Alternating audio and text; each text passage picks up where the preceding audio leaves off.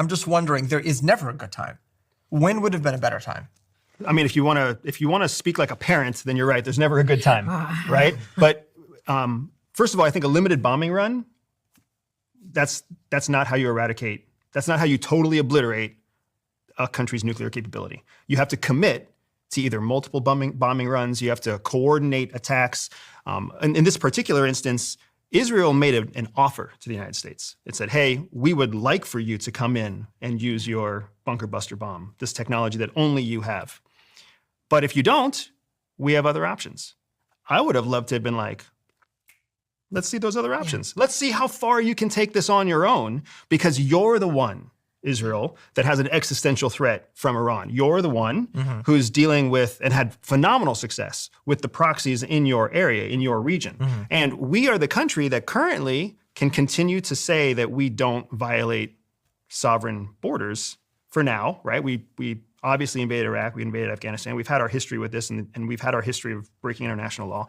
And we always have the option to stop, bombing across borders.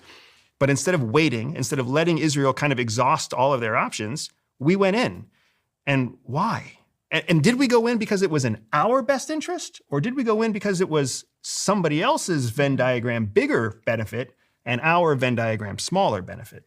I have a theory about that, but first I want to ask you a question about your subject, matter expertise, which is when you said, let's see Israel play out some of the other options, because, and I'm talking about the covert action that they had planned, because boy, the leaked tapes that were on the Washington Post, Israel's covert action teams, that was pretty stunning to me. Absolutely. And I think it's best if you explain maybe what we're talking about, because I'm as close to you as the vein on your neck. Absolutely. Right? So one of the things that we're seeing in the headlines now and in the near future for sure is going to continue to be this ousting, this collection of suspected spies within Iran. Because now Iran has been a Swiss cheese of spies, of Mossad agents, informants for Mossad inside of Iran. What's Mossad?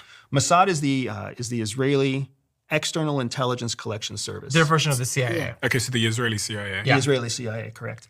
One of the major differences between Mossad and CIA is that Mossad is essentially exclusively focused on one major enemy to Israel, and that's Iran. So almost 100% of their effort goes into protecting against this one existential threat, where the United States CIA is collecting on everybody, right? So with that kind of intelligence focus, plus the budget that Israel has, plus its partnerships with the West and the technology that it can collect from the West, it has a far superior intelligence advantage over Iran.